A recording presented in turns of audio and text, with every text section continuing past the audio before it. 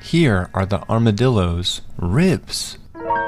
They aren't connected to the shell, so they don't fuse together to form the shell like a turtle's ribs do.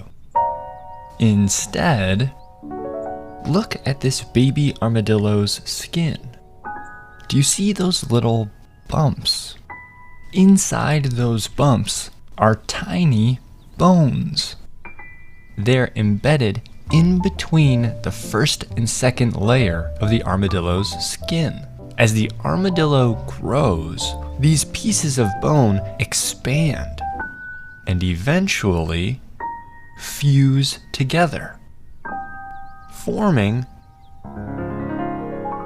the armadillo's shell inside their skin.